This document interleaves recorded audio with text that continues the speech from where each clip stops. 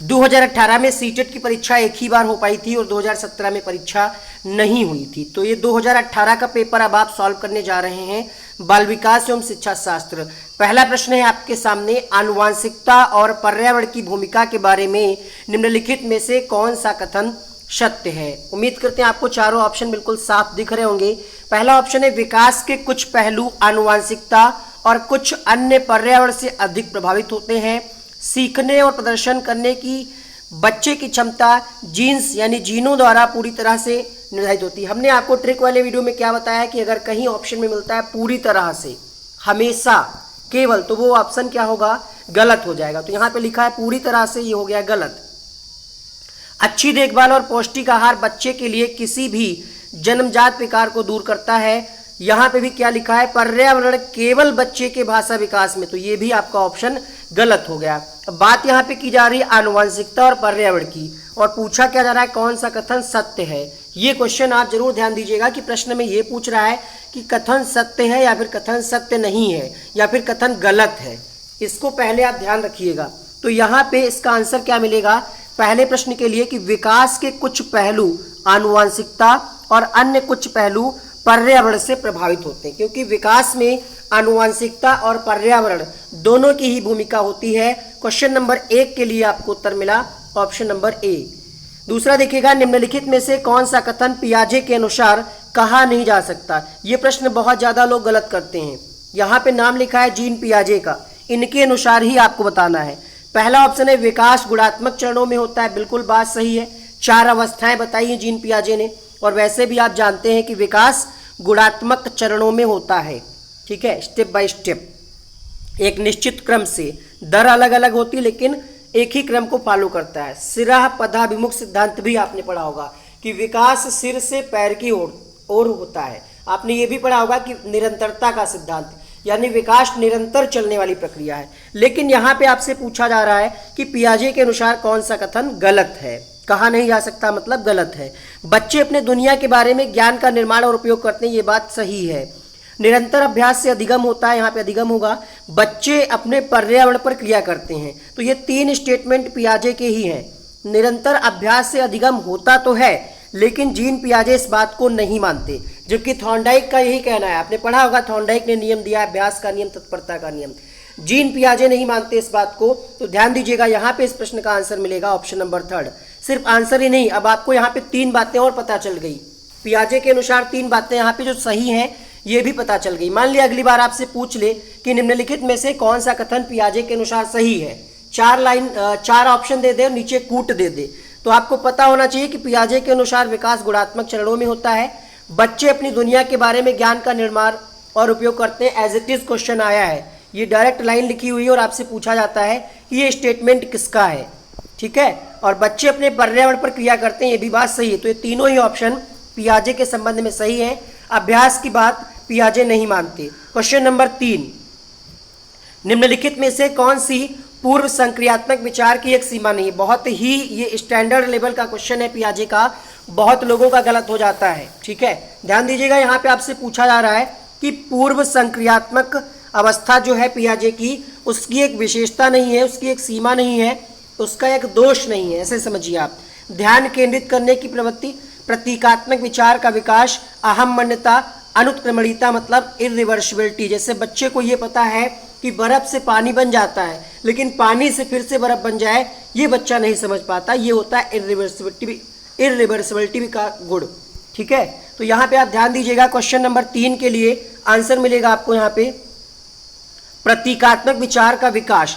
ये जो है पूर्व संक्रियात्मक विचार की एक लिमिट नहीं है, एक सीमा नहीं है, ठीक है। बाकी जो है ये एक लिमिटेशंस हैं। ध्यान केंद्रित करने की प्रवृत्ति, अहम मान्यता, अनुत्क्रमणीयता। ध्यान केंद्रित करने की प्रवृत्ति का मतलब है कि बच्चे को अगर आप कोई चीज़ दिखाते हैं तो उसका एक ही सेंटर पे उसका ध्यान रहता है।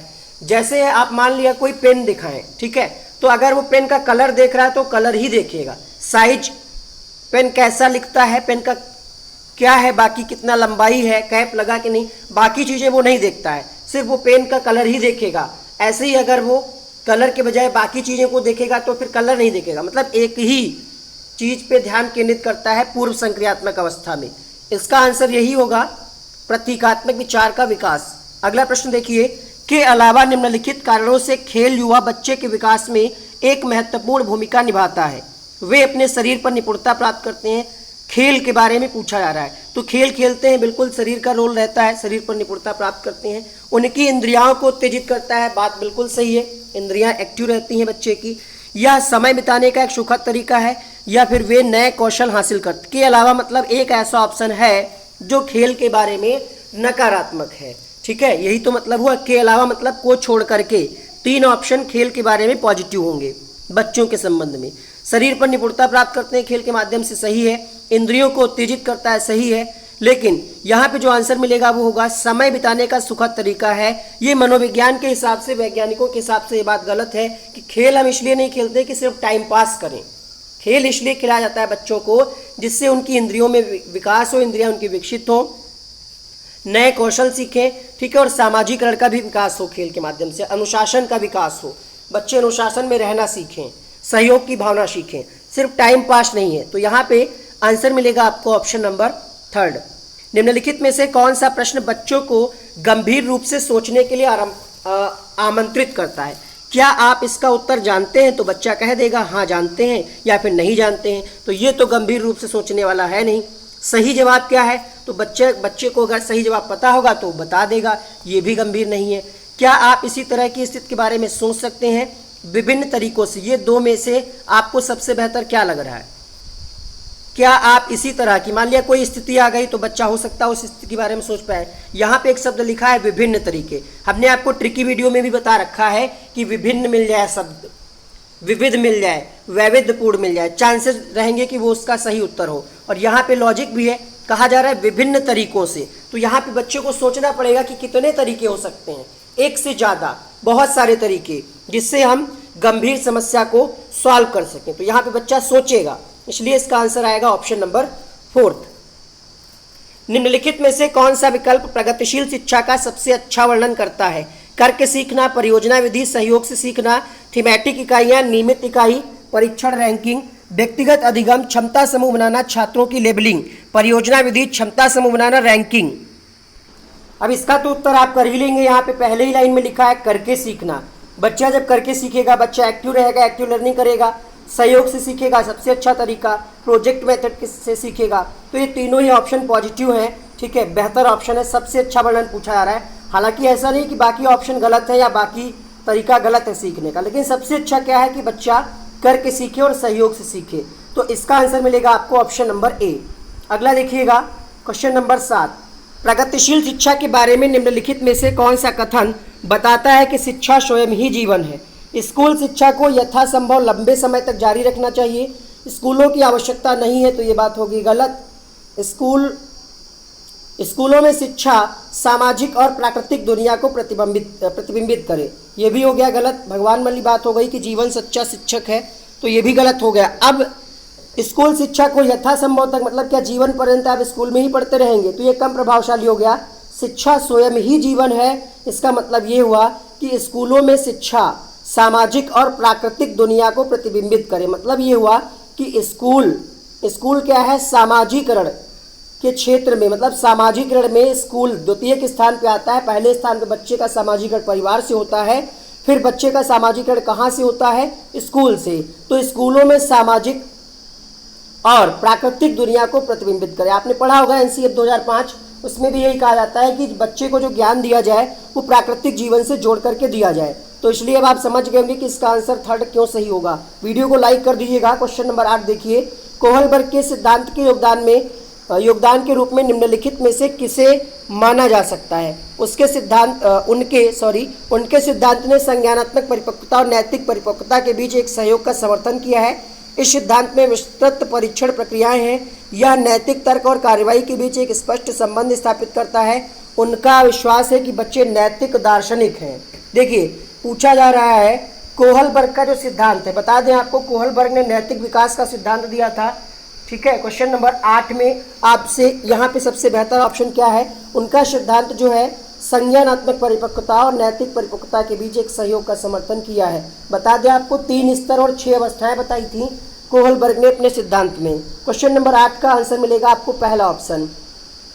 ये भी वाइगोत्स्की से क्वेश्चन है। ZPD जिसको हिंदी में लिखा गया है निकटवर्ती विकास का क्षेत्र संदर्भित करता है। किसको संदर्भित करता है? उस चरण को जब अधिकतम विकास संभव है, उस विकासात्मक चरण को जब बच्चा सीखने की पूरी जिम्मेदारी लेता है। देखिए ये आप अगर आपने वाइगोत्स्की की थ्योरी पढ़ी है तो आपको पता होगा कि ZPD क्या है, MKO क्या है और स्कैफोल्डिंग यानी पाड़ ढांचा क्या है। हालांकि हमने आपको कई बार बताया है, ठीक है। तो ZPD होता है एक संदर्भ जिसमें बच्चा सहयोग के सही स्तर के साथ कोई कार्य लगभग स्वयं कर सकता है, ठीक है। थोड़ा सा अगर सहयोग मिल जाता है तो बच्चा क्या करता है, कार्य स्वयं कर लेता है। एक ऐसा संदर्भ, उसी को हम कहते हैं निकटवर्ती विकास का क्षेत्र या ZPD। ZPD का फुल फॉर्म होता है जोन ऑफ प्रॉक्सिमल डेवलपमेंट। यहाँ पे अगर सहयोग जो देता है उसको हम कहते हैं MKO, मोर नॉलेजेबल अदर, ठीक है। जैसे हम आपको यहाँ पे सहयोग दे रहे हैं तो हम आपके क्या हुए यहाँ पे MKO, ठीक है। अस्थायी जो मदद होती है कुछ समय के लिए वो होती है स्कैफोल्डिंग या पाड़ या ढांचा या मचान भी आप कह सकते हैं। तो अब आप समझ गए होंगे कि निकटवर्ती विकास का क्षेत्र क्या है, एक ऐसा संदर्भ जिसमें बच्चे सहयोग के सही स्तर के साथ कोई कार्य लगभग स्वयं कर सकते हैं। अगला प्रश्न देखिए, एक उभयलिंगी व्यक्तित्व, इसमें क्या होगा, स्त्री लक्षणों वाले पुरुष को संदर्भित करता है।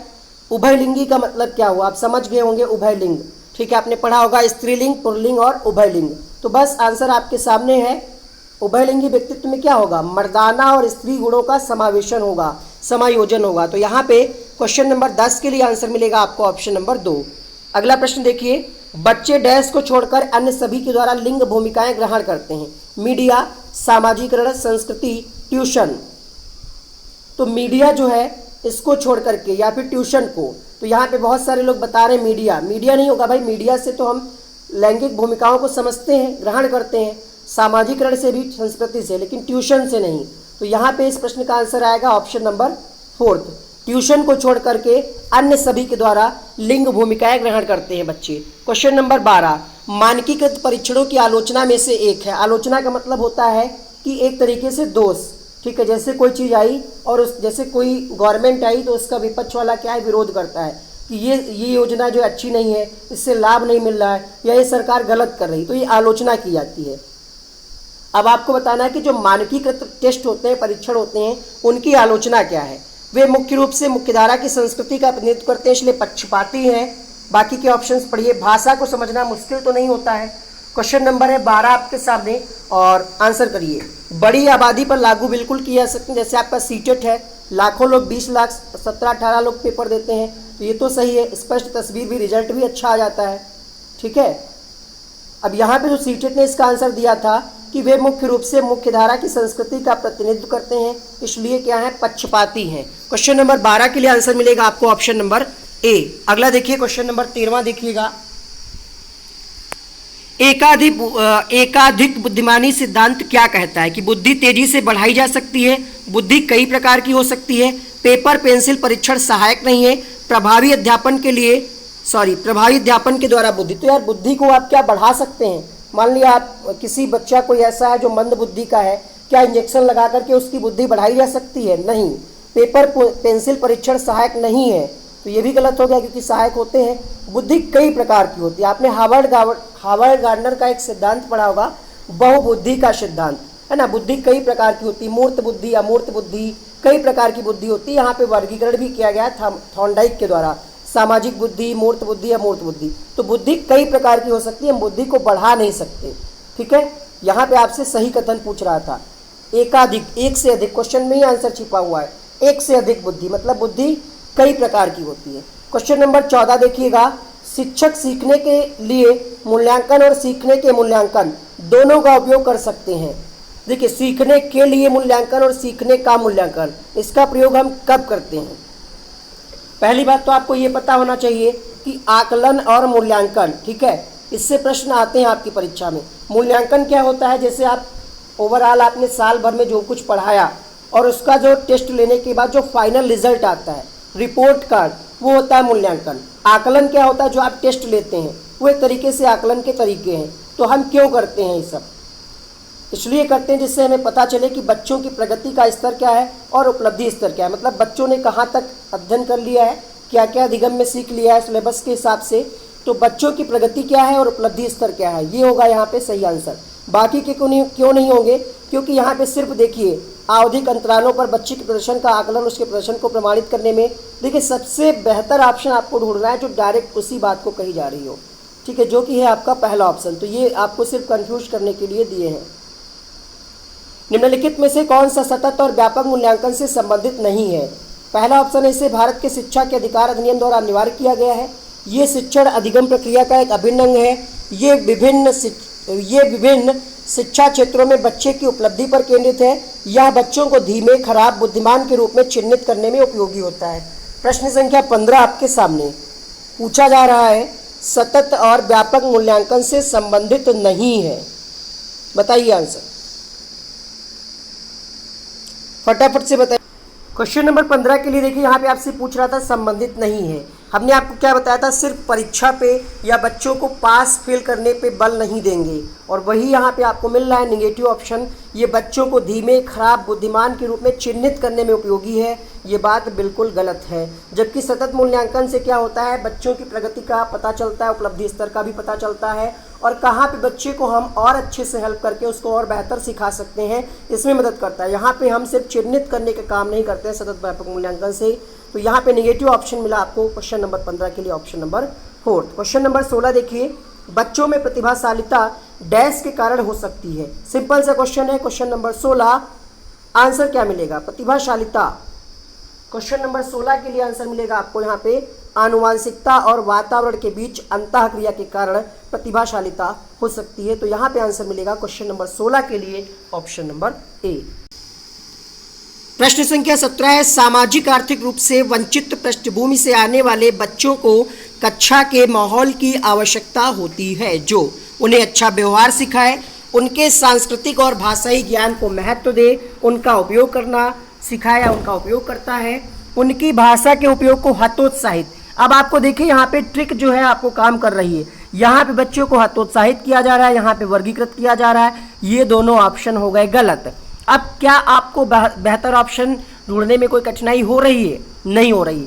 यहाँ पे ऑप्शन नंबर 2 सही हो जाएगा, क्योंकि उनका उपयोग किया जा रहा है और उनके सांस्कृतिक और भाषाई ज्ञान को महत्व दिया जा रहा है। बाल केंद्रित शिक्षा भी ये कहती है कि बच्चों की आवश्यकताओं को ध्यान में रखा जाए और बच्चों की बात को वैल्यू दी जाए, उनके महत्व दिया जाए क्लास में। तो जो ऐसे बच्चे जो सामाजिक आर्थिक रूप से वंचित हैं, उनको क्या है, सांस्कृतिक और भाषाई ज्ञान को महत्व देता है, उनका उपयोग करता है। तो इसका ऑप्शन नंबर 2 सही होगा। क्वेश्चन नंबर 18 देखिए, कक्षा में सृजनात्मक और प्रतिभाशाली बच्चों के लिए आवश्यक हस्तक्षेप निर्भर करता है किस पर?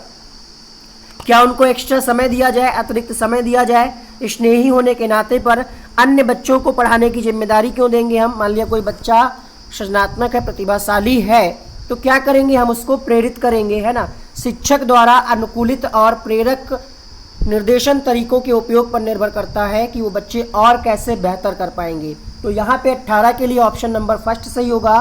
क्वेश्चन नंबर 19 देखिएगा, अति संवेदनशील बच्चों को सीखने में मदद करने के लिए निम्नलिखित में से कौन सा तरीका उपरोक्त नहीं है? देखते ही आप क्वेश्चन का आंसर पहचान लेंगे। क्वेश्चन नेगेटिव है, मतलब 3 ऑप्शन सकारात्मक होंगे, 1 होगा जो होगा गलत। गलत ऑप्शन आपको अलग ही दिख रहा होगा, हमें ज़्यादा बताने की आवश्यकता नहीं है, क्योंकि यहाँ पे लिखा है कि बेचैन होने पर उन्हें हम फटकार लगाएं।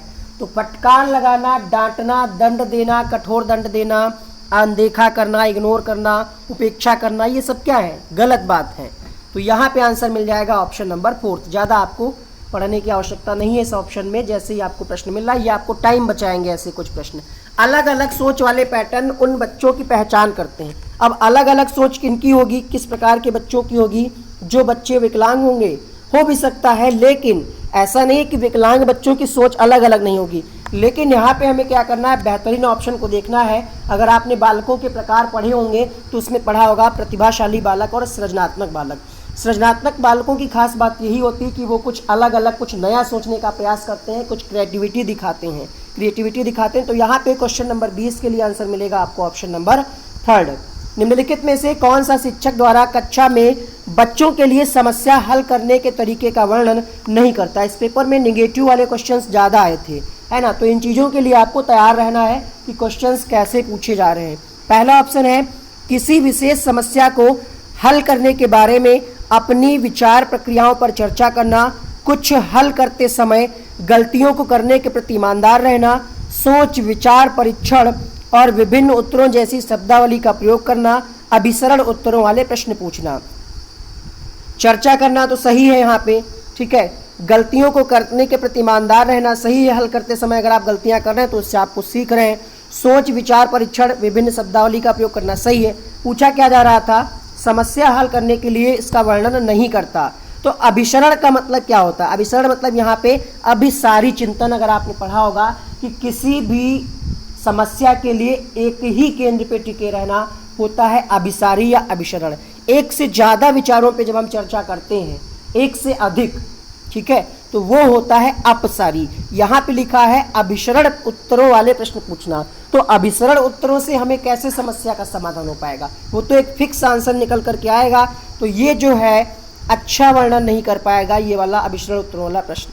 यहाँ पे अगर अपसारी वाले प्रश्न होते या ओपन एंडेड क्वेश्चन होते तो फिर उस पर हम जाते, लेकिन यहाँ पे नेगेटिव आपसे पूछ रहा था, वर्णन नहीं कर सकता। आंसर मिलेगा आपको ऑप्शन नंबर 4। क्वेश्चन नंबर अगला देखिए, निम्नलिखित में से कौन सा एक संवेग है, स्मृति, डर, ध्यान, उत्तेजना। अलग से ही आपको दिख रहा होगा संवेग।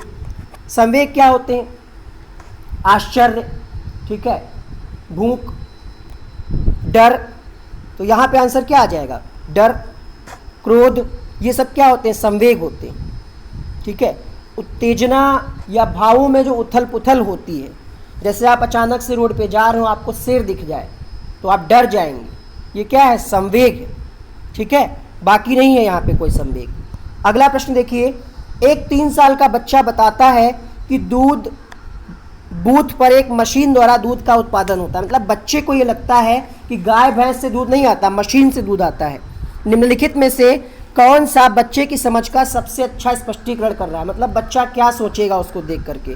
बच्चे को दुनिया का बहुत सीमित अनावरण ज्ञान है।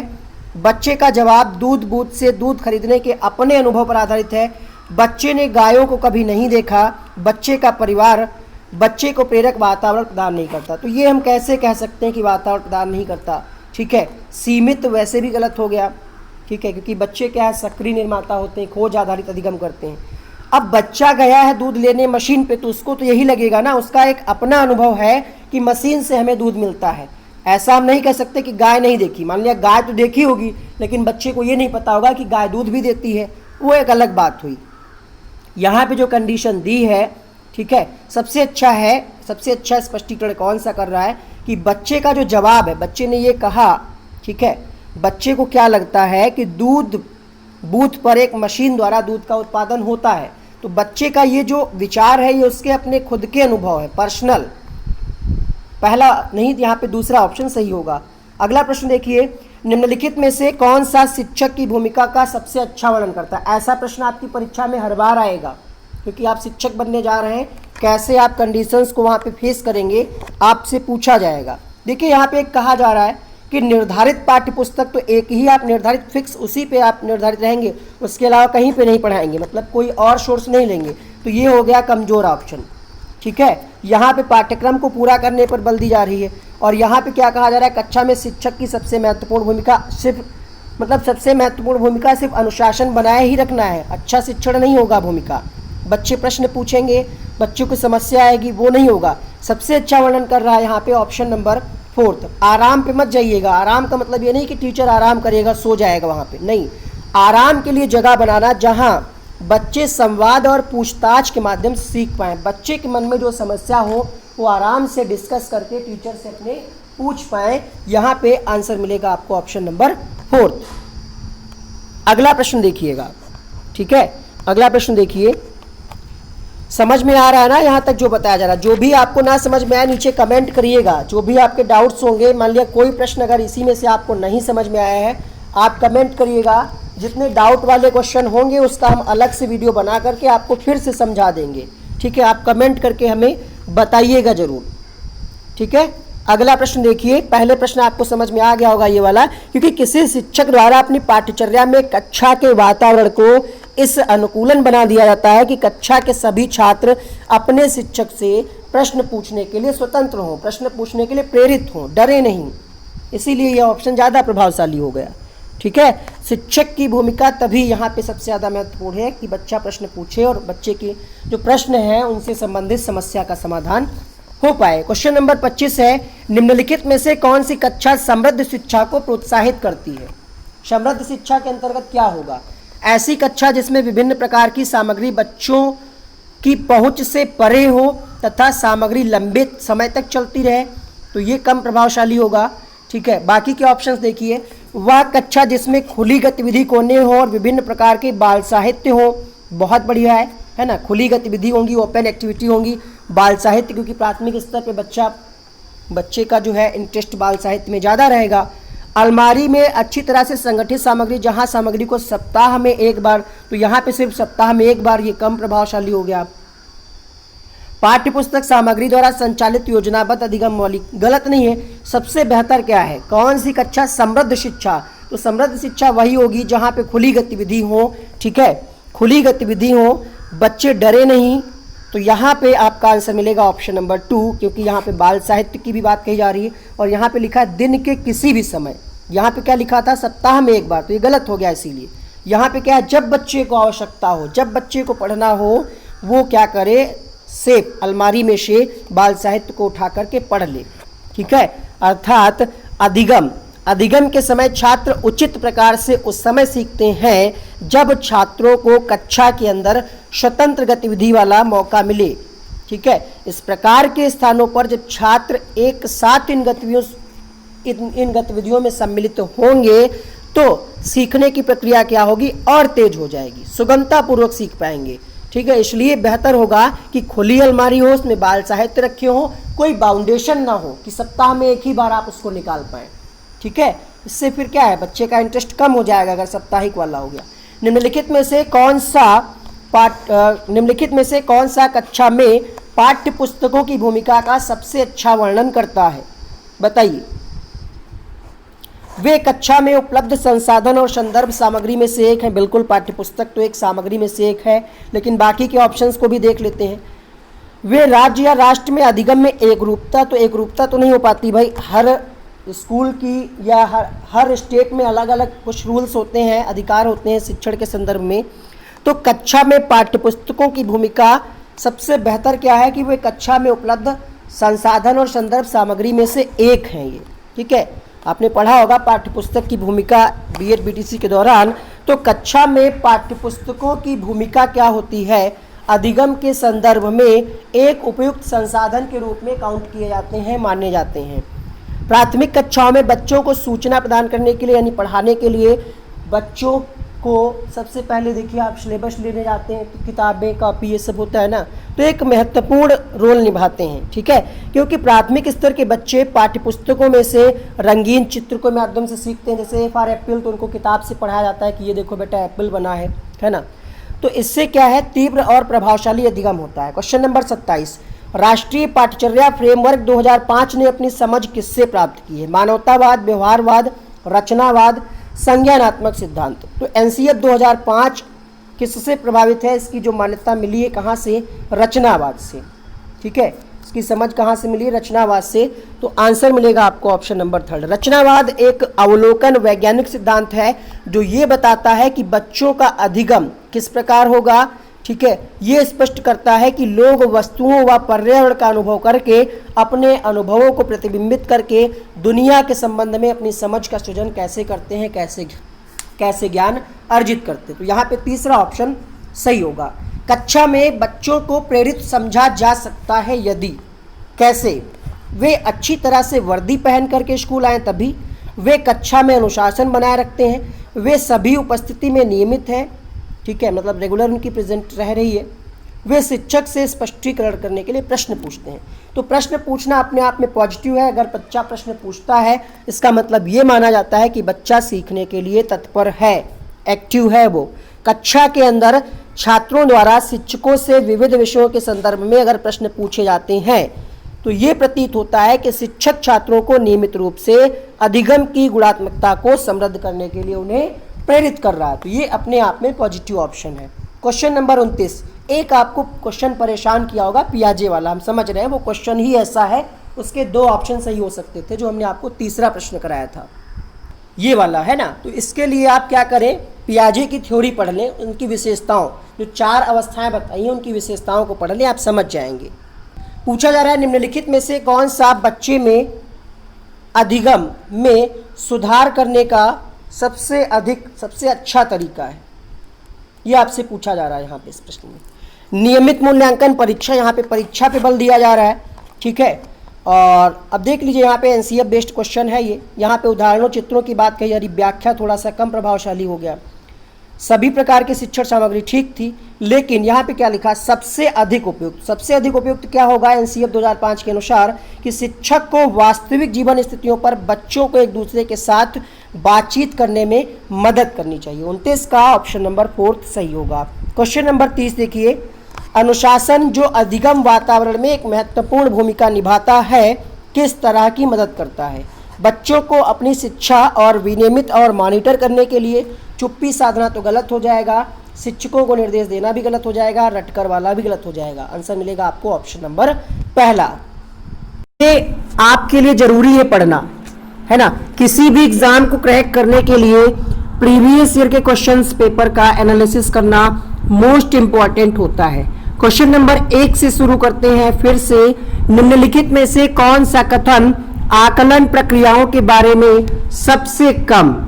क्वेश्चंस के ऑप्शंस में भी आपको ध्यान रखना है, प्रश्न में भी आपको ध्यान रखना है कि प्रश्न पूछ क्या रहा है। सबसे कम मतलब निगेटिव सेंस में चला जाएगा। अगर कहता कि सबसे ज्यादा प्रभावशाली या सबसे उपयुक्त या सर्वोत्तम तो वो बेहतर पूछता। यहाँ पे सबसे कम है मतलब 3 जो ऑप्शन होंगे वो आकलन प्रक्रियाओं के बारे में ज्यादा प्रभावशाली होंगे, एक कमजोर होगा। देखते हैं कौन सा ऐसा ऑप्शन है जो सबसे कम प्रभावशाली होगा। क्वेश्चन नंबर 1 कहा जा रहा है बच्चे को निजी विवरण और वैयक्तिक पृष्ठपोषण यानी फीडबैक देना वांछनीय अभ्यास है। सीखने के संकेतकों और उप संकेतकों की सूची बनाना रिपोर्टिंग को अधिक विस्तृत बनाता है। ठीक, अच्छा, बहुत अच्छा जैसी टिप्पणियां बच्चे के सीखने के बारे में एक समझ प्रदान करती हैं। डी ऑप्शन है बच्चों के पोर्टफोलियो में केवल उनके सबसे बेहतर कार्य ना होकर सभी तरह के कार्य होने चाहिए। तो ये बात बिल्कुल सही है। अब आपको सबसे वीक वाला पॉइंट यहाँ पे देखना है। तो बताइए इसका आंसर क्या होगा। लाइव जितने भी लोग जुड़े हैं बहुत बहुत स्वागत है आप सभी का। क्वेश्चन नंबर 1 के लिए जितने भी लोगों का आंसर आ रहा है यहाँ पे ऑप्शन नंबर ए बिल्कुल सही है, ठीक है, क्योंकि कम उपयुक्त पूछा जा रहा था। बाकी सारे ज्यादा प्रभावशाली, क्योंकि बच्चों के पोर्टफोलियो में सिर्फ बेहतर कार्य ही ना हो, सभी प्रकार के कार्य को दिखाया जाए पोर्टफोलियो में। ठीक, शाबाश, बहुत अच्छा, ये पुनर्बलन दे रहे हैं। तो सीखने के बारे में समझ प्रदान करता है, बच्चों को मोटिवेशन मिलता है, बिल्कुल सही है। सीखने के संकेतकों और उप संकेतकों की सूची बनाना बहुत अच्छी बात है, रिपोर्ट आपकी और अच्छी बनेगी, है ना। एक कम प्रभावशाली क्यों हुआ, क्योंकि यहाँ पे क्या लिखा है निजी विवरण। तो निजी विवरण से हमें क्या मतलब है आकलन के संबंध में, इसलिए यहाँ पे ए जो है कम उपयुक्त होगा। क्वेश्चन नंबर 1 के लिए आंसर ए सही होगा। पर्यावरण का निचोड़ 4 वीडियो में बनाया है, उसको जरूर देखिए। प्लेलिस्ट का लिंक नीचे डिस्क्रिप्शन बॉक्स में मिल जाएगा। उस वीडियो से 20 प्रश्न आपके मिल जाएंगे पेपर में, ये पूरा विश्वास है। क्वेश्चन नंबर 2 आप पढ़िए। कहा जा रहा है नीचे दिए गए प्रश्न को ध्यान से पढ़िए। प्रश्न क्या है, हर चीज को अलग अलग कलर से इसीलिए टाइप कराया गया कि आपको क्वेश्चन समझने में आसानी रहे। ये क्वेश्चन है, ये स्टेटमेंट दिया है, पढ़ना है, फिर मेन क्वेश्चन ये है जो ग्रीन कलर से है। ऐसे ही प्रश्न आपको परेशान करते हैं कि आप समझ ही नहीं पाते कि पूछ क्या रहा था, या फिर समझने में ज्यादा समय लगता है पेपर के टाइम। कहा जा रहा है क्या आपने अपने घर या स्कूल के आसपास जानवर देखे हैं जिनके छोटे बच्चे हैं, अपनी नोटबुक में उनके नाम लिखिए। ये जो स्टेटमेंट है टीचर के द्वारा कहा गया है बच्चे के लिए। तो ये जो प्रश्न है, इस प्रश्न के माध्यम से किस प्रक्रमण कौशल का आकलन किया गया है। वर्गीकरण एवं चर्चा, परिकल्पना एवं प्रयोग करना, न्याय के लिए सरोकार, या फिर अवलोकन एवं रिकॉर्डिंग। कहा क्या जा रहा है, आपने अपने घर या स्कूल के आसपास जानवर देखे जिनके बच्चे हैं, जैसे गाय, भैंस, या कह सकते हैं हम कुत्ता, बिल्ली। तो उनके नाम क्या वर्गीकरण के द्वारा, चर्चा के द्वारा हो सकता था, प्रयोग करना नहीं होगा, यहाँ पे हम प्रयोग करके थोड़ी लिखेंगे, न्याय वाला गलत हो गया। सबसे बेहतर क्या है, हम ऑब्जर्व करेंगे अपने आसपास, अवलोकन करेंगे, क्या कोई ऐसा है जिसके बच्चे हो छोटे, गाय जानवर, तो हम क्या करेंगे, अवलोकन करेंगे और उसको रिकॉर्ड अपने नोटबुक में नोट करेंगे। रिकॉर्डिंग वही मतलब कि हम उस रिकॉर्ड को अपनी नोटबुक में नोट करें, ये सबसे अच्छा तरीका है यहाँ पे। तो इसी कौशल का प्रयोग, इसी का आकलन किया गया है इस क्वेश्चन के माध्यम से। आया समझ में? वीडियो को एक लाइक कर दीजिएगा। अवलोकन एवं रिकॉर्डिंग। पर्यावरण अध्ययन की अंतः विषयी प्रकृति पर्यावरण मुद्दों को द्वारा संबोधित करती, किसके द्वारा संबोधित करती है, अंतः विषयी प्रकृति। पहला ऑप्शन विज्ञान और सामाजिक विज्ञान की विषय वस्तु और पद्धति के प्रयोग, सामाजिक विज्ञान और पर्यावरण शिक्षा की विषय वस्तु और पद्धति के प्रयोग, विज्ञान की विषय वस्तु और पद्धति के प्रयोग, विज्ञान, सामाजिक विज्ञान और पर्यावरण शिक्षा की विषय वस्तु और पद्धति के प्रयोग। बहुत बढ़िया, जितने भी लोगों ने यहाँ पे प्रश्न संख्या 3 के लिए आंसर दिया है, डी ऑप्शन उनका जवाब बिल्कुल सही है। विज्ञान, सामाजिक विज्ञान, पर्यावरण शिक्षा की विषय वस्तु और पद्धति के प्रयोग, अंतः विषयी प्रकृति, पर्यावरणीय मुद्दों को द्वारा संबोधित। देखिए, पर्यावरण के अंतर्गत सिर्फ पर्यावरण नहीं, उसमें आप विज्ञान भी पढ़ते हैं, सामाजिक विषय के भी सब्जेक्टों को आप पढ़ते हैं। तो पर्यावरण अध्ययन की अंतः विषयी प्रकृति, पर्यावरणीय मुद्दों, विज्ञान, सामाजिक विज्ञान और पर्यावरणीय शिक्षा की विषय वस्तु और पद्धति द्वारा संबोधित करती है। सिर्फ विज्ञान ही नहीं। अब आप सोच रहे होंगे बी सी क्यों नहीं हुआ, तो इसमें सिर्फ विज्ञान कहा जा रहा था, इसमें विज्ञान था, सामाजिक विषय था तो पर्यावरण नहीं था, तो ये गलत हो गया। इसमें सामाजिक विज्ञान था, पर्यावरण था, लेकिन विज्ञान नहीं था, तो ये गलत हो गया। अब आपको समझ में आ गया कि डी क्यों सही है, क्योंकि विज्ञान पर्यावरण के अंतर्गत अंतः विषय प्रकृति में आपका सामाजिक विज्ञान यानी सामाजिक विषय के जो सब्जेक्ट है वो भी आ जाते हैं, पर्यावरण शिक्षा तो है ही और विज्ञान भी आ जाता है, तो डी ऑप्शन इसी। प्रश्न संख्या 5 आपके सामने, कक्षा 1 में पर्यावरण अध्ययन में शिक्षार्थियों अध्ययन में, अच्छा 2 बार लिख गया है, कक्षा 1 में पर्यावरण अध्ययन में शिक्षार्थियों के आकलन के बारे में निम्नलिखित में से कौन सा कथन सत्य है। पहला ऑप्शन मौखिक परीक्षाएं, क्योंकि हो सकता है बच्चे लिखने में सक्षम ना हो, ठीक है ये बात मान लेते हैं। दूसरा ऑप्शन ड्राइंग, क्योंकि बच्चों को इसमें आनंद आता है, बिल्कुल ठीक बात है, इसमें भी बात कोई गलत बात नहीं कही गई। तीसरा ऑप्शन शिक्षकों का अवलोकन और रिकॉर्डिंग, किसी को ना रोके नीति को ध्यान में रखते हुए आकलन की कोई आवश्यकता नहीं है। भाई आकलन की आवश्यकता क्यों नहीं, तो ये गलत हो गया।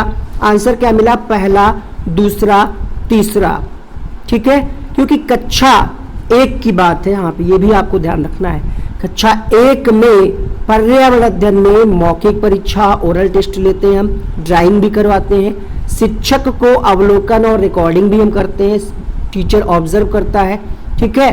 तो ये 3 ऑप्शन सही है, इसलिए पहला ऑप्शन इसका सही होगा।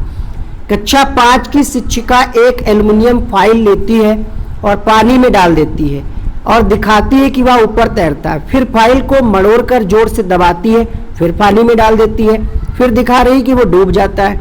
बाद में शिक्षार्थियों को यह सोचने के लिए कहती है कि ऐसा क्यों हुआ, ठीक है। इस प्रश्न का उत्तर देने में निम्नलिखित में से कौन से प्रक्रमण कौशल का प्रयोग किया जाएगा। पहला है परिकल्पना, वर्गीकरण, फिर है अवलोकन और मापन।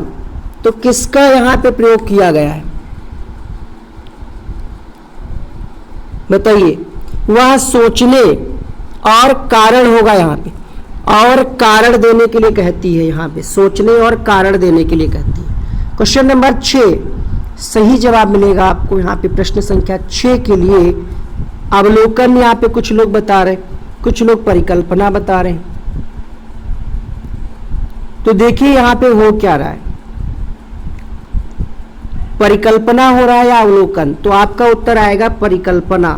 क्वेश्चन नंबर 6 के लिए ऑप्शन नंबर ए सही होगा, क्योंकि कक्षा 5 की शिक्षिका द्वारा जो प्रयोग किया जा रहा है ये परिकल्पना कौशल से संबंधित है, क्योंकि इसमें विद्यार्थियों से शिक्षार्थियों को प्रयोग के बारे में सोचकर कारण देने के लिए कहा गया है। तो ए ऑप्शन सही होगा यहाँ पे। अगला देखिए पर्यावरण अध्ययन के शिक्षा शास्त्र के संदर्भ में सिवाय के निम्नलिखित सभी वांछनीय अभ्यास है। मतलब एक ऐसा है जो वांछनीय, मतलब जरूरी नहीं है, ठीक नहीं है। पहला ऑप्शन आलोचनात्मक चिंतन और समस्या समाधान के लिए क्षमता संवर्धन करने से संबंधित अभ्यास। बी ऑप्शन है बच्चे की अस्मिता यानी व्यक्तित्व का पोषण करने से संबंधित। तीसरा है वास्तविक अवलोकन के स्थान पर पाठ्य पुस्तकीय ज्ञान को श्रेष्ठता से स्वीकार करने। डी ऑप्शन है पाठ्य वस्तुओं और संदर्भों की बढ़ावा देने से। तो एक ऑप्शन आपको चुनना है जो ठीक नहीं है। क्या होगा आपका आंसर क्वेश्चन नंबर 7 के लिए? बिल्कुल सही। कहा जा रहा है वास्तविक अवलोकन के स्थान पर, यहां तक तो ठीक था, पाठ्य पुस्तकीय ज्ञान को हम वरीयता दे रहे हैं। ये बात गलत है क्योंकि पर्यावरण में हम वास्तविक अवलोकन पर बल देते हैं ज्यादा। यहाँ पे सिवाय लिखा था और यहाँ पे क्या कहा जा रहा है कि पाठ्य पुस्तक, तो ये गलत हो गया और गलत वाला ही ऑप्शन हमें निकालना था। अगला देखिए, महेश क्या है? कक्षा 4 के शिक्षक हैं। वे क्या करते हैं? वृक्ष संरक्षण की अवधारणा पर शिक्षार्थियों को संवेदनशील बनाने की योजना बनाते हैं।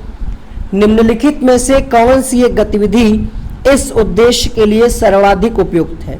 वृक्ष संरक्षण की अवधारणा के लिए वाद विवाद प्रतियोगिता का आयोजन करना, एक पौधे को अपनाकर उसका पोषण करने के लिए। तो सबसे अच्छा क्या है कि भैया हम एक बच्चे को एक एक पौधा अपनाने के लिए कहें, सबसे अच्छी गतिविधि होगी, है ना। बाकी की भी ठीक है, गलत नहीं है, लेकिन सबसे प्रभावशाली क्या है? क्योंकि बच्चा यहाँ पे एक्टिव रहेगा। अगला देखिए, पर्यावरण अध्ययन में बच्चे शिल्पकला और चित्रकला को समूह में सीखना विशेष रूप से पसंद करते हैं। क्यों? चित्रकला और शिल्पकला ये सहपाठी अधिगम को बढ़ावा देगा, बिल्कुल बढ़ावा देगा। ये सामाजिक अधिगम को बेहतर बनाएगा। क्या ये बेहतर बनाएगा? आप बताइए, क्यों नहीं बनाएगा? बिल्कुल बनाएगा, है ना। फिर कहा जा रहा है जब बच्चों की सृजनात्मकता की प्रशंसा की जाती है तो वे खुश हो जाते हैं, उनके प्रति प्रेरित भी होते हैं। ये भी बात ठीक थी। लास्ट ऑप्शन क्या है यहाँ पे? ये कक्षा में अनुशासन को बढ़ाता है। तो क्या अनुशासन को बढ़ाता है? मान भी लिया अगर बढ़ाता है तो कोई ऐसा ऑप्शन नहीं है जिसमें चारों ऑप्शन सही हो। 3 तक तो हमें ठीक लगे थे, है ना। और तो फिर यही ऑप्शन एक बचेगा हमें, शिल्पकला और चित्रकला। भाई अधिगम को बढ़ावा तो देगा ही, ठीक है, और सामाजिक अधिगम को भी बेहतर बनाएगा। साथ में बच्चे सीखेंगे और प्रेरणा भी मिलेगी। तो 3 ऑप्शन ठीक है। अगर ऐसा कोई ऑप्शन होता उपरोक्त सभी तो उस पर हम विचार करते। फिलहाल के लिए सी आंसर इसका सही है और यही दिया था ऑफिशियली आंसर की के हिसाब से। प्रयोग करना आकलन का एक संकेतक है। निम्नलिखित में से कौन सा एक प्रयोग करने संबंधी संकेतक का आकलन करने का सबसे उपयुक्त तरीका है? चित्र पठन, सृजनात्मक लेखन, निदर्शन प्रदर्शन, हस्तपरक गतिविधि। सबसे अच्छा क्या है प्रयोग के लिए? तो आंसर आ जाएगा हस्तपरक गतिविधियां, डी ऑप्शन। प्राथमिक कक्षाओं में शिक्षार्थियों के पास अनेक प्रकरणों में अनेक वैकल्पिक अवधारणाएं होती हैं, जैसे सजीव, निर्जीव, जलचक्र, पौधे। इन वैकल्पिक अवधारणाओं के स्रोत क्या है, कहाँ से लिए जाते हैं? ये क्वेश्चन अगर आप समझ नहीं पाए तो गलत कर देंगे। कहा जा रहा है जो टॉपिक है सजीव, निर्जीव, जलचक्र, जैसे भोजन का चैप्टर होता है ना, डाल डाल, पात पात, भोजन, बीमारी, तो ये सब कहाँ से लिए जाते हैं? परिवार और समुदाय से, सही है। पाठ्य पुस्तकें और अन्य पुस्तकों से लिए जाते हैं। कुछ कहानियां अगर किसी ने लिखी हैं उससे भी हम ले लेते हैं, शिक्षक से नहीं लेते हैं, ठीक है। ये स्रोत शिक्षक थोड़ी, शिक्षक चीज़ों को आसान करके पढ़ाता है। यहाँ पे क्या पूछा जा रहा है? इन अवधारणाओं के स्रोत, तो शिक्षक नहीं होगा। 1, 2 और 4 आंसर मिलेगा आपको ऑप्शन नंबर ए। 11 के लिए पहला ऑप्शन सही होगा। अगला देखिए, अगला प्रश्न आपके सामने।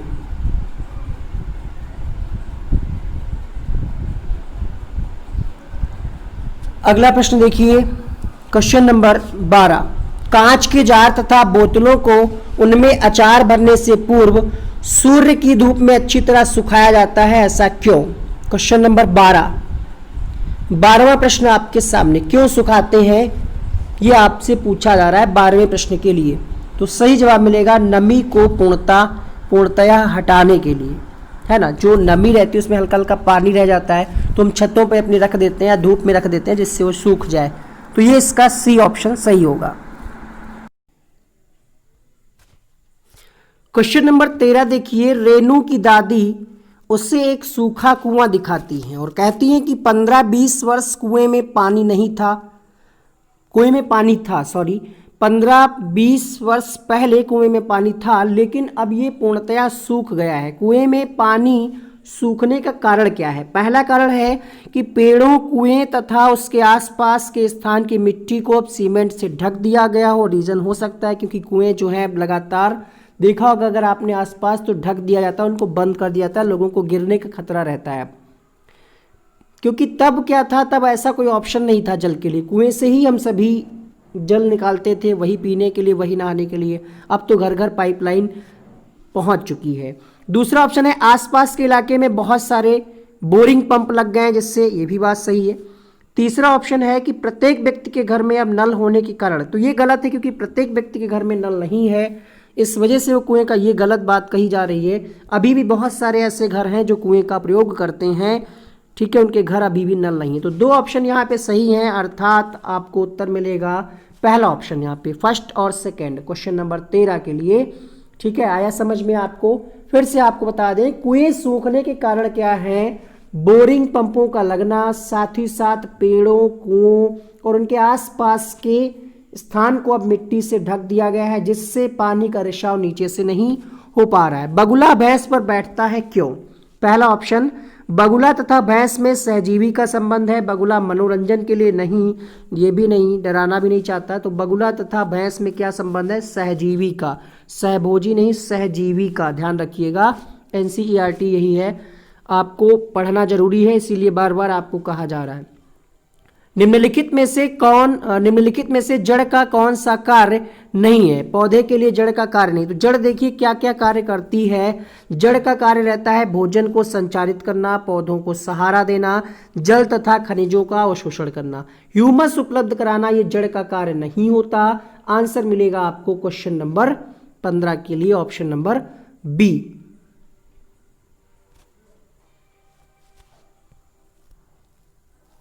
प्रश्न संख्या 16, कर्णम मल्लेश्वरी के विषय में नीचे दिए गए कथनों पर विचार कीजिए। 4 कथन हैं, आपको बताना है सही कथन कौन से हैं। पहला कथन, वह अंतर्राष्ट्रीय ख्याति प्राप्त भारोत्तोलक वेट लिफ्टर हैं, बिल्कुल सही बात। कर्नाटक की हैं, ये बात गलत है यहाँ पे, तो ये ऑप्शन गलत हो गया। उन्होंने अपने लाइफ में बहुत रिकॉर्ड बनाए हैं, 130 किलोग्राम तक का भार उठा सकी हैं। ये क्वेश्चन जुलाई में नहीं, दिसंबर या जुलाई में 19 में आया है ये, और हमने आपको EVS के वीडियो, मतलब पेपर के एक दिन पहले आपको बताया था ये क्वेश्चन इंपॉर्टेंट है, जस्ट अगले दिन वो क्वेश्चन पूछा गया था। तो ये ठीक है, आप देखिएगा जब पेपर दे के आइएगा, EVS का आपका स्कोर 30 में 25 प्लस रहेगा अगर आपको जितना बताया जा रहा है उतना कर लेते हैं तो यहाँ पे ये ऑप्शन गलत हो गया, क्योंकि कर्णम मल्लेश्वरी जो हैं ये कहाँ की हैं? आंध्र प्रदेश की हैं, कर्नाटक की नहीं है। तो फर्स्ट, थर्ड एंड फोर्थ मिलाकर के इसका आंसर होगा बी, पहला, तीसरा, चौथा सही है। यहाँ पे आप इनके बारे में पढ़ सकते हैं। क्वेश्चन नंबर 17, सीढ़ीदार कुएं अथवा बावली से संबंधित निम्नलिखित कुछ कथन दिए गए हैं। जो हम आपको पढ़ने के लिए बोले हैं कर्णम मल्लेश्वरी के बारे में, ये वीडियो हमने आपको पहले ही दिया है। जो लोग रेगुलर जुड़े हैं चैनल से उनको पता होगा कि ये सारे पॉइंट्स हम आपको पढ़ा चुके हैं। कर्णम मल्लेश्वरी एक प्रसिद्ध अंतर्राष्ट्रीय वेटलिफ्टर हैं, आंध्र प्रदेश के रहने वाली। इनके पापा पुलिस में हवलदार हैं। जब ये 12 साल की थी तभी से वजन उठाने लगी थी, 130 किलोग्राम तक वजन उठा लेती हैं, 29 मेडल जीते हैं। चारों बहनें रोज वजन उठाने का अभ्यास करती। तो ये अब आपका डाउट कोई भी क्लियर, मतलब सभी डाउट आपके क्लियर हो गए होंगे, आपके मन में कोई डाउट नहीं रहना चाहिए। क्वेश्चन नंबर 17, सीढ़ीदार कुएं अथवा बावली से संबंधित निम्नलिखित में से कुछ कथन दिए हैं। पहला कथन है वे जल भंडारण तथा संरक्षण की पारंपरिक है, बिल्कुल सही। सामुदायिक स्रोतों के रूप में इनका प्रयोग होता है, बिल्कुल सही। उनका प्रयोग मुख्यतः वर्षा रहित, बिल्कुल सही। तो 3 ऑप्शन यहाँ पे सही है, यहाँ पे केवल लगा है, ऑप्शन गलत हो जाएगा। उनमें केवल संदूषित जल संदूषित होता है, ये बात गलत है। और ये 5वां कोई विकल्प था नहीं। तो फर्स्ट, सेकेंड और थर्ड यहाँ पे है ऑप्शन नंबर बी में। क्वेश्चन नंबर अगला देखिए, वर्ली एक पारंपरिक कला का प्रकार है। डायरेक्ट आपको 20 क्वेश्चन डायरेक्ट उन्हीं वीडियो से मिल जाएंगे। ये भी क्वेश्चन उसी से पूछा गया है जो हमने आपको वीडियो दिया है। वर्ली एक पारंपरिक कला का प्रकार है, तो वर्ली का संबंध कहाँ से है? सिंपल सी बात है, वर्ली दिए गए विकल्पों में से आप देखिए यहाँ पे कौन सा ऑप्शन सही होगा। आंसर बिल्कुल ठीक है, महाराष्ट्र से संबंधित है पहला ऑप्शन। तमिलनाडु के निकटवर्ती या समीपवर्ती राज्य क्या है? Question number 19। अब हमने आपको लास्ट वीडियो में भी मैप के 2 क्वेश्चन कराए थे, फिर से आपको मैप दिखाते हैं। देखिए क्वेश्चन आपसे क्या पूछ रहा था, क्वेश्चन आपसे ये पूछ रहा था, एक बार फिर से हम आपको क्वेश्चन यहाँ पे बताया दे रहे हैं, फिर आपको मैप के माध्यम से ही समझाते हैं, ठीक है। क्वेश्चन नंबर आई थिंक 19 था और आपसे ये पूछ रहा था, और आपको बता दें आपको दिशाओं का भी ज्ञान होना जरूरी है। जब आप मैप सॉल्व कर रहे हो तो आपको ये भी पता हो कि पूर्व किधर है, पश्चिम किधर है, उत्तर किधर है, दक्षिण किधर। क्वेश्चन पूछ रहा था तमिलनाडु के निकटवर्ती। अब तमिलनाडु देखिए मैप में कहाँ पे है, ये है तमिलनाडु, ठीक है। तमिलनाडु के आसपास आपको देखना है। तमिलनाडु के पास क्या है देखिए, यहाँ पे सबसे पास में है केरल, उसके पास में और क्या है यहाँ पे, आंध्र प्रदेश और कर्नाटक। तिरुवनंतपुरम ऑप्शन में नहीं है, तो अब आप क्या लगाएंगे? ऑप्शन में था केरल, कर्नाटक और आंध्र प्रदेश, तो आपको तीनों मिल गए। केरल कहाँ पे है? उसके जस्ट पास में तमिलनाडु, कर्नाटक और आंध्र प्रदेश है ना, इसके आसपास और तो कोई है नहीं, दिया भी नहीं है ऑप्शन में। और ऑप्शन में दिया था केरल, गुजरात और कर्नाटक। केरल, गुजरात और कर्नाटक क्या हो सकता है? कर्नाटक तो मान लिया, गुजरात कहाँ है पास में? गुजरात नहीं है। गुजरात चलिए दिखा देते हैं कहाँ है, देखिए यहाँ पे गुजरात कहाँ है, ढूंढिए आप लोग भी, है ना। तो गुजरात वाला ऑप्शन गलत हो जाएगा, इसी वजह से यहाँ पे है गुजरात, गांधीनगर, तो ये गलत हो गया, गुजरात उसके पास में नहीं है। तो ऐसे ही आपसे क्वेश्चन मैप में फिर पूछा जाएगा, तो ये इसका ज्ञान आपको होना जरूरी है। आंसर मिल गया है यहाँ पे option number A, Kerala, Karnataka और आंध्र प्रदेश। क्वेश्चन नंबर 20 देखिए, निम्नलिखित में से किसको सुनने की शक्ति इतनी तीक्ष्ण होती है कि वह वायु से पत्तों के हिलने की ध्वनि और घास के जानवर के चलने की ध्वनि में अंतर कर सकता है? देखिए अगर आप बुक से मैच करेंगे तो बुक से और हमारे वीडियो में आपको कई प्रश्नों के उत्तर में अंतर मिलेगा। ये मत समझिएगा कि हम आपको गलत पढ़ा रहे हैं, हम आपको एनसीईआरटी के हिसाब से पढ़ा रहे हैं। अगर आपने अरिहंत, यूथ, जो भी आप प्रैक्टिस सेट या कोई भी बुक है, गलत आंसर होते हैं बहुत सारी किताबों में। तो प्लीज़ इस वीडियो को आप सीरियसली देखिए, जो भी चीज़ें आपको बताई जा रही सही है। कई बुक्स में इसका आंसर गिद्ध दिया है, दिखाते हैं साक्ष्यों के साथ। अब देखिए यहाँ पे कौन सा ये जानवर बना है, आपको स्पष्ट हो जाएगा। इसके बारे में क्या कहा जा रहा है कि बाघ अंधेरे में हमसे 6 गुना बेहतर देख सकता है, पहला पॉइंट। दूसरा पॉइंट, बाघ की मूछें हवा में हुए कंपन को भांप लेती हैं और उसे शिकार की बिल्कुल सही स्थिति का पता चल जाता है और इससे इन्हें अंधेरे में रास्ता ढूंढने में भी मदद मिलती है। क्वेश्चन आपसे क्या था, हम फिर आपको याद दिला दें। क्वेश्चन था किसकी सुनने की शक्ति इतनी तीक्ष्ण होती है कि वह वायु से पत्तों के हिलने, मतलब कि पत्ते हवा से हिले हैं या किसी जानवर ने हिलाए हैं, ये पता कर लेता है। देखिए यहाँ पे देखिए क्या कहा जा रहा है, बाघ हवा से पत्तों के हिलने और शिकार के झाड़ियों से हिलने में हुई आवाज के अंतर को भांप लेता है। बताइए कैसे क्वेश्चन बनाया है सीटेट ने, सीबीएसई के द्वारा, डायरेक्ट उसी से पॉइंट्स।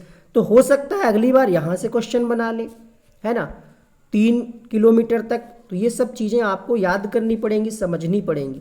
हो सकता है यहां से बना ले कि कैसे पहचानता है, तो मूत्र के माध्यम से, है ना। तो ये सब आपको याद करना पड़ेगा, समझना पड़ेगा, ठीक है। तो ये बाघ है, कई किताबों में आंसर उसका क्या दे दिया है, गिद्ध दे दिया है, ठीक है।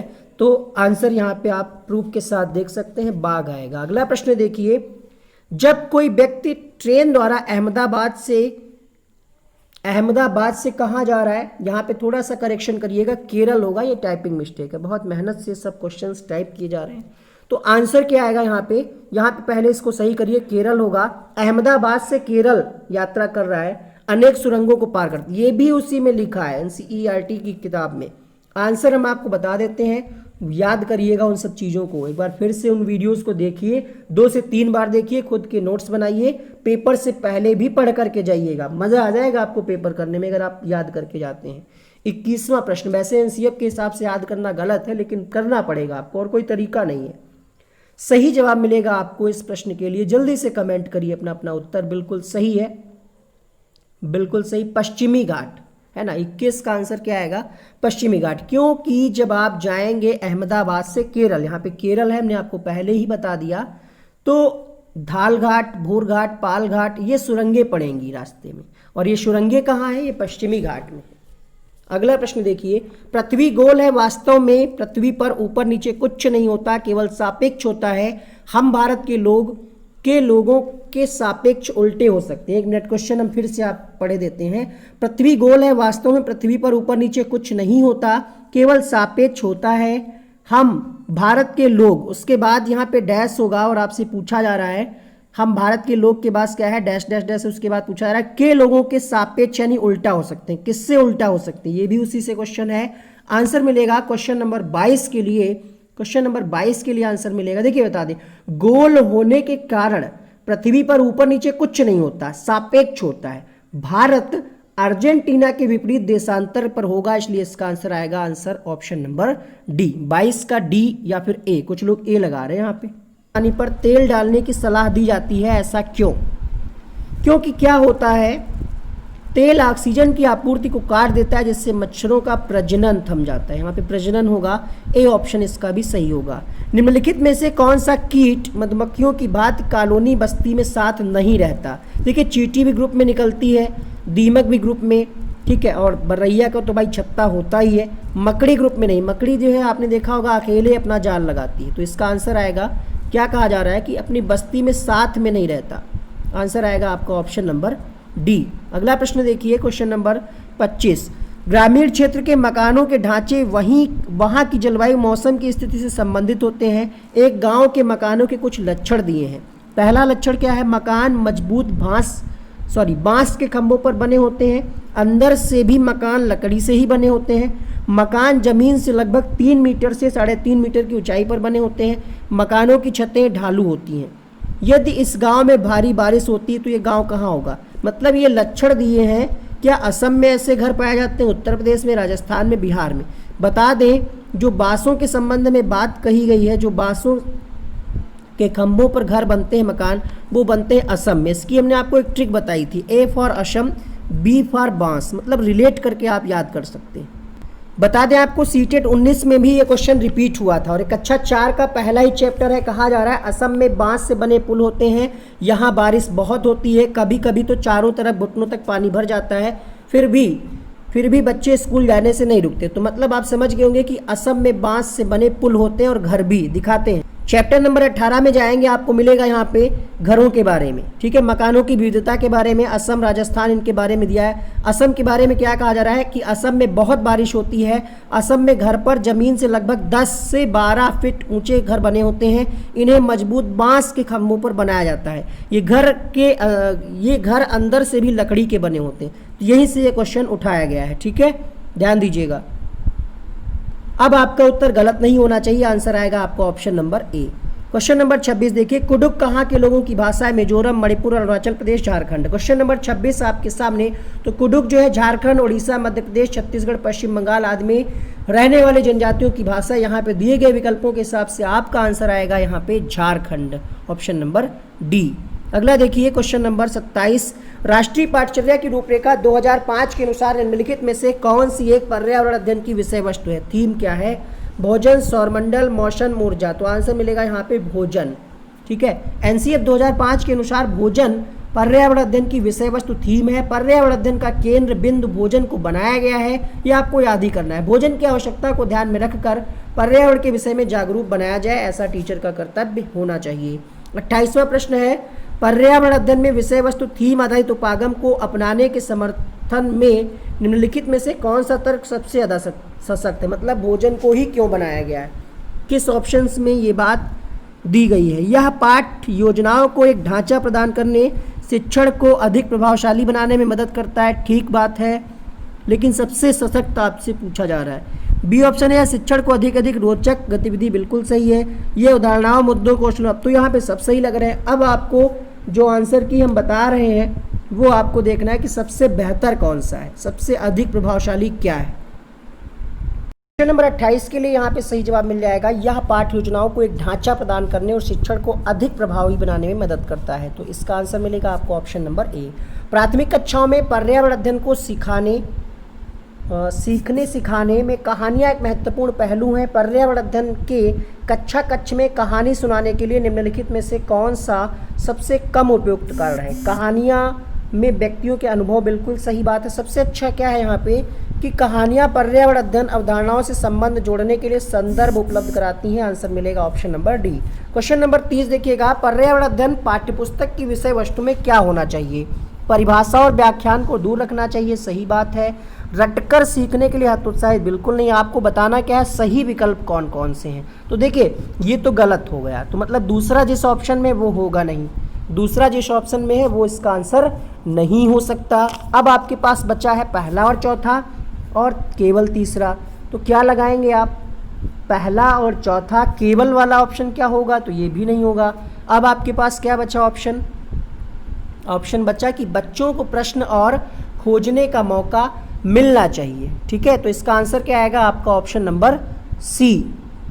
ठीक है, और कुछ हो सकता है, ये वाला तो होगा नहीं, ये वाला भी नहीं होगा। ठीक है, 2 ऑप्शन बच रहे हैं और यहाँ पे कोई ऐसा ऑप्शन है नहीं जिसमें पहला और तीसरा कहा जाए। तो क्लियर है, इसमें आंसर क्या आएगा, बच्चों को प्रश्न और खोजने का मौका मिलना चाहिए, सी ऑप्शन सही होगा। एक क्वेश्चन हमने स्किप किया था, ये वाला क्वेश्चन। कक्षा 5A के शिक्षक एक सवाल देते हैं, पेड़ों के 5 लाभ लिखिए। कक्षा 5B के शिक्षक देते हैं, क्या होगा अगर धरती पर कोई पेड़ ना हो। जितनी किताबें देखेंगे आप कंफ्यूज हो जाएंगे, पता नहीं क्या क्या आंसर दिया गया है, पता नहीं सीटेट की ऑफिशियली आंसर की में गलत था क्या नहीं। यहाँ पे क्वेश्चन नंबर 4 क्या कहना चाह रहा है आप समझिए। कहा जा रहा है कि कक्षा 5 के शिक्षक क्या सवाल दे रहे हैं, पेड़ों के 5 लाभ लिखिए। अब यहाँ पे अपसारी दिया है, एक में क्या दिया है, अभिसारी। तो देखिए अपसारी वो होता है जिसका एक से ज़्यादा उत्तर हो और अभिसारी वो होता है जिसका एक ही उत्तर हो। तो आप यहाँ पे सोचिए कि क्वेश्चन जो पहला है पेड़ों के 5 लाभ लिखिए, इसके एक से ज़्यादा उत्तर हो सकते हैं, है ना। तो ए वाला कैसा है क्वेश्चन। अच्छा, मुक्तबद्ध अंतःबद्ध क्या होता है, मुक्त मतलब ओपन एंडेड क्वेश्चन जिसके कई सारे उत्तर हों, बात वही है घुमा फिरा करके। तो इस प्रश्न के लिए आपका उत्तर क्या आएगा, क्वेश्चन नंबर 4 के लिए आंसर मिलेगा आपको यहाँ पे ए मुक्त अंत वाला अभिसारी और बी बद्ध अंत वाला अपसारी क्वेश्चन है। ये था आज का वीडियो। अब आगे कंटिन्यू करते हैं हम अगला।